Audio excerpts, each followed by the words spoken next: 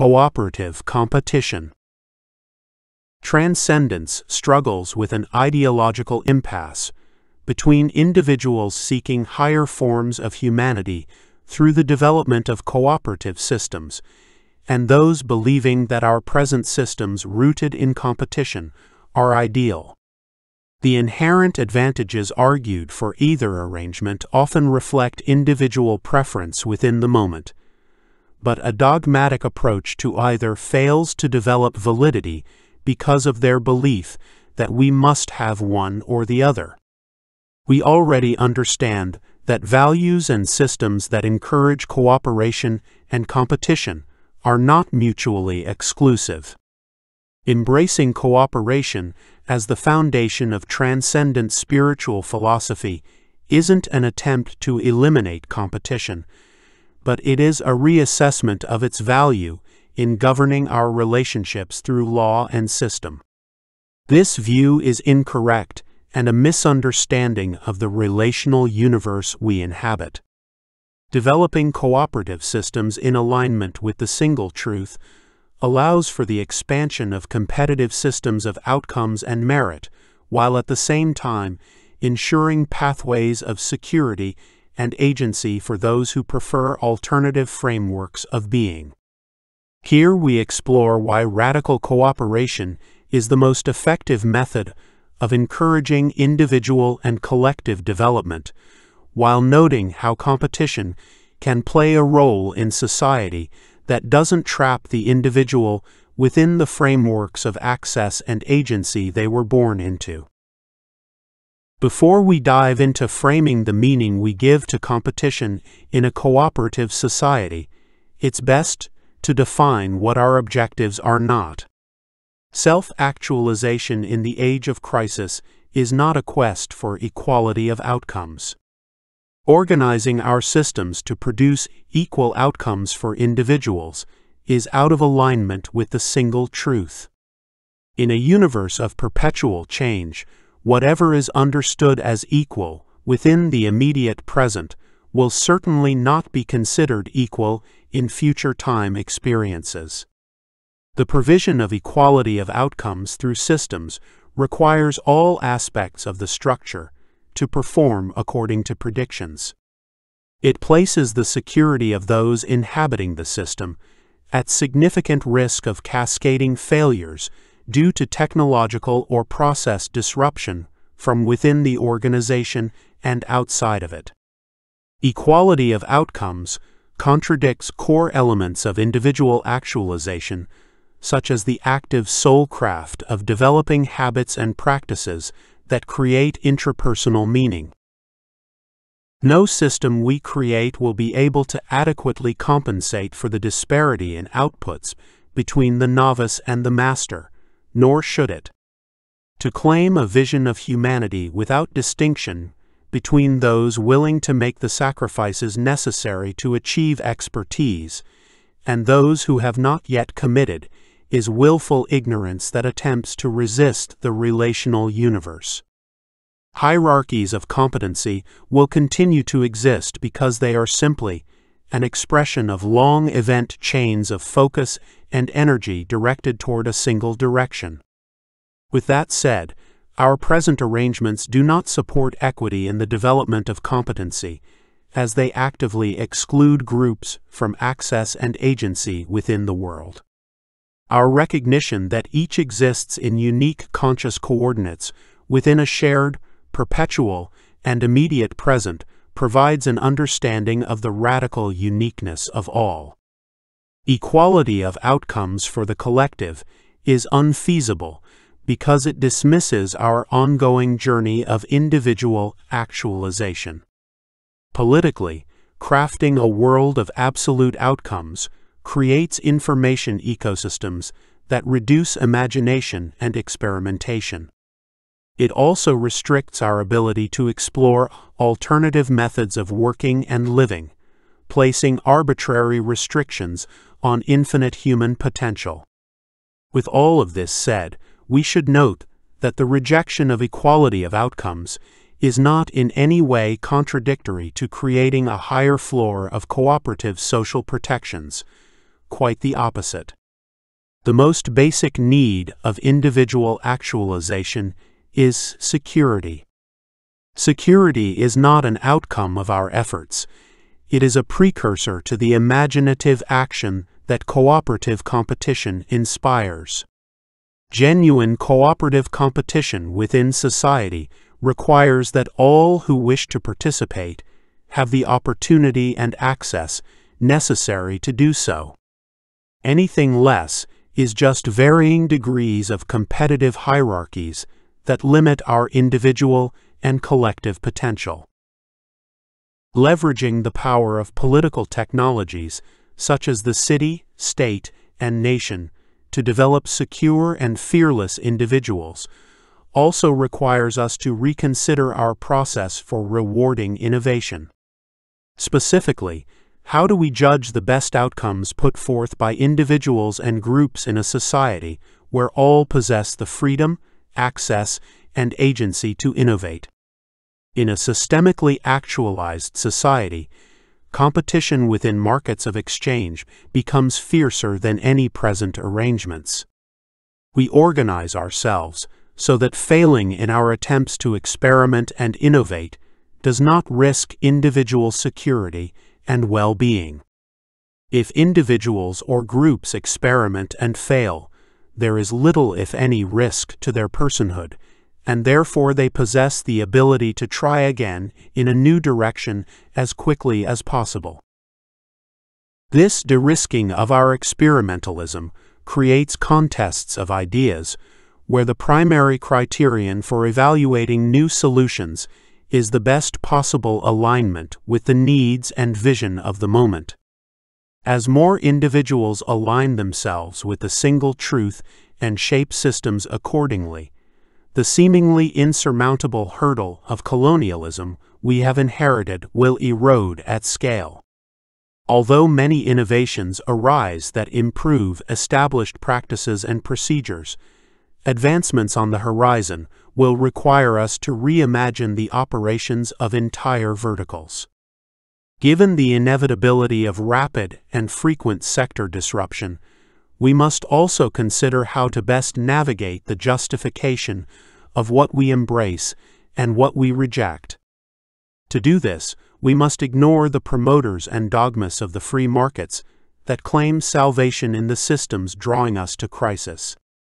How can a global system where 99% of global wealth belongs to 1% of its population ever serve collective humanity? It cannot. Nothing just can come of a system where so few dictate the direction of so many.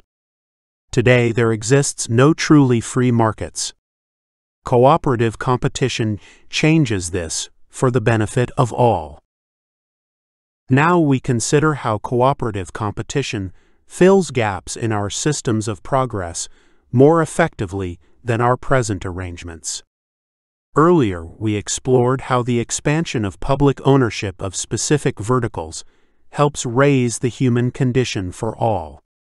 Embedding this form of cooperative arrangement into society is not an attempt to dictate what flourishes and what doesn't. With a higher floor of unalienable social protections, state and global verticals can approach supporting productive possibilities with a higher degree of indifference. Personal connections and networks become less valuable than the merit and scope of the experimentation. Contrast that to our immediate present, where the influence of the private sector on political decision-making strongly supports the maintenance of the status quo over disruptive innovation. From 2010 to 2020, corporate lobbyists spent $36.89 billion on encouraging, bribing United States political actors. When individual security is intertwined with productive occupation, those controlling existing productive verticals possess the power to dictate what does not progress in collective society. For example, in the same decade, the fossil fuel industry spent $1,467,730,000 lobbying Congress in favor of policies protecting existing energy extraction and lobbying against investment in new green energy alternatives. The Politico attempts to justify the purchase of their vote through excuses and false narratives, such as protecting jobs or national industry, conveniently ignoring the considerable damage being done. They fail to imagine alternatives because it is personally lucrative to embrace the path of least resistance. This example highlights a logic spread throughout present-day democracies. We struggle to become more under the weight of what is. Societies embracing cooperative competition differ in their ability to approach emerging technologies unrestricted by those seeking to maintain personal power at the expense of collective progress. Governments open themselves up to actively filling access gaps unaddressed by the private and social sectors.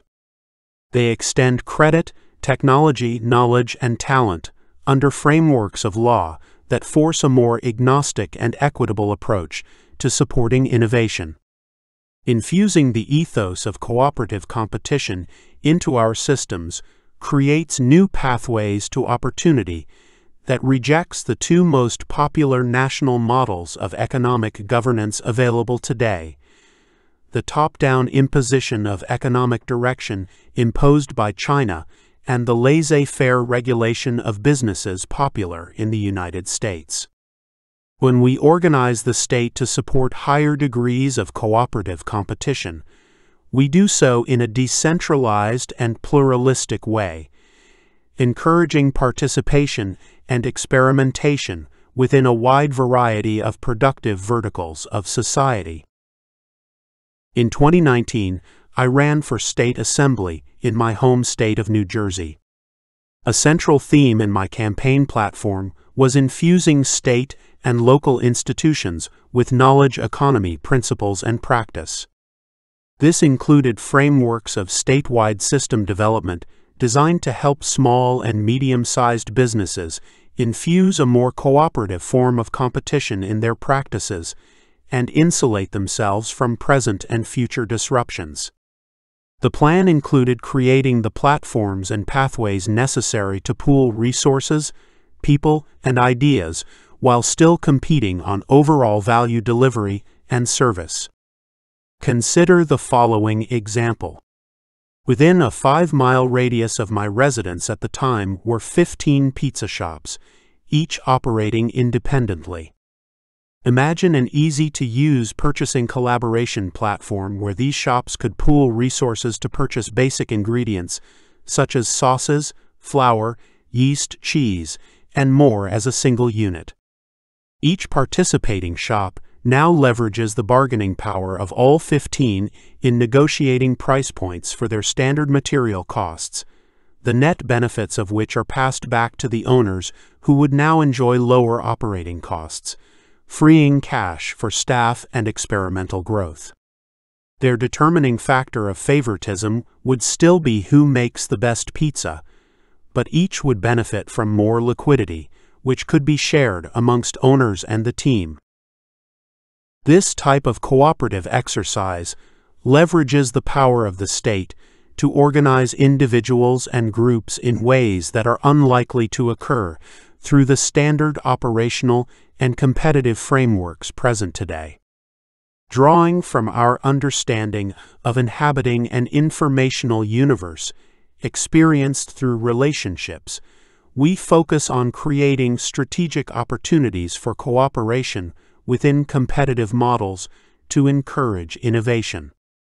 The example above also illustrates what we mean when defining our approach as agnostic to the individual. Systems create collective benefit for all who participate, but do nothing to save those whose total value offerings are not enough to generate sustainability. Proactive cooperative models replace reactive bailouts as the primary philosophy of state economic support. Cooperative arrangements, like the previous example, lay the foundation for greater degrees of innovation in how our government technologies can support individual experimentation. As we become more open to building systems around the values of cooperative competition, we can begin to expand our experimentalism into foundational laws, such as property and contract. We can visualize this through the following example. In the United States today, healthcare and video games operate under the same foundational rules. Technologies and processes are all confined to identical intellectual property laws.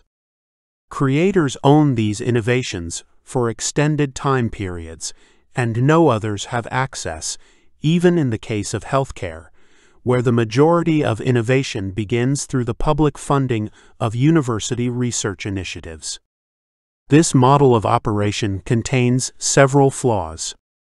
When innovation is confined within sectors, it always leads to extreme concentrations of wealth and power within those industries. Those organizations or groups with the most capital can leverage their liquidity to continuously invest in innovation, while the majority of competitors lack these opportunities. As a result, a single organization establishes a virtual monopoly and becomes the de facto influencer of policy changes surrounding the vertical.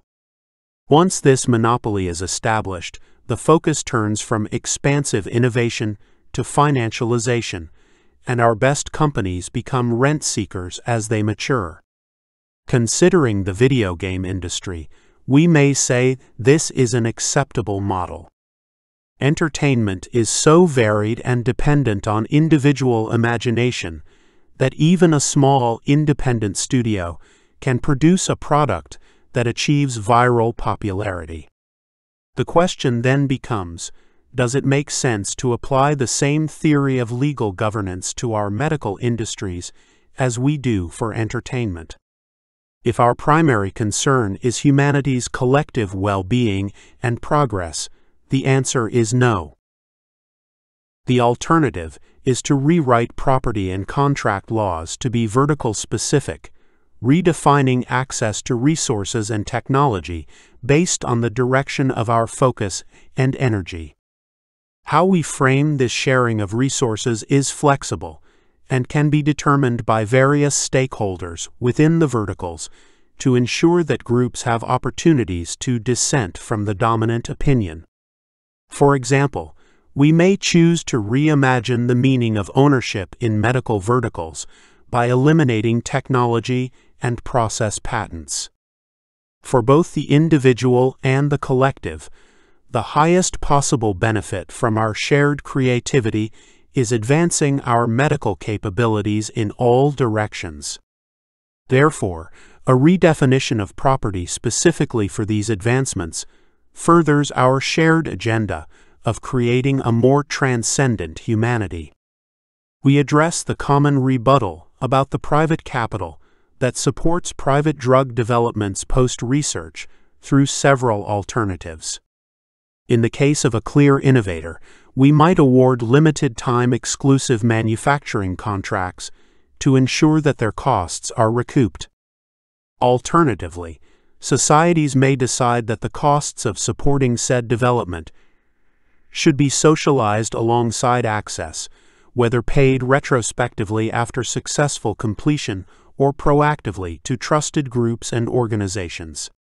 This approach also helps the experimental group of researchers and scientists avoid the drug and health monoliths dominating our present landscape. The mechanics of how we specify access are not as relevant as the theme of transition. We seek to give more people access to markets and resources and the capacity to innovate. The first step toward manifesting this vision is our individual alignment around the belief that cooperative competition lays a foundation for experimental progress presently unavailable within our inherited systems of social and economic organization. When we surround ourselves with systems that encourage cooperative competition in alignment with the single truth, we open the door to possibilities presently unavailable to us. This embrace of a more flexible philosophy surrounding our laws and the lifestyles they reinforce lays the foundation for a reorganization of systems that support broader experimentation across all sectors of society. Earlier, we explored how radical cooperation is the most direct path toward individual freedoms. The evolution of human spirituality from frameworks prioritizing competitive hierarchies to cooperation-centric models allows for deviations from the popular modes of living. Individual actualization brings with it the understanding that in order to best express uniqueness, one must be open to others expressing theirs. So long as these differing forms of life do not restrict, violate, or oppress the latent potential of others, they are in alignment with the single truth. Cooperative competition is a philosophy of self-organization that leverages collective systems to inspire individual creativity in nearly all verticals of life. It frames the competition of ideas and groups so that all are encouraged to participate, unafraid of material devastation for failing to meet their objectives. Individually, it aligns us with the relational universe and our belief that together we are much stronger than we are alone. Collectively, we believe that no system we create is sacred, all is subject to change. Cooperative competition is one way of organizing ourselves and society to navigate this change while simultaneously maximizing individual freedoms. It is an aligning of new forms of value and meaning with our systems so that humanity might yet unleash our imaginative potential onto the universe.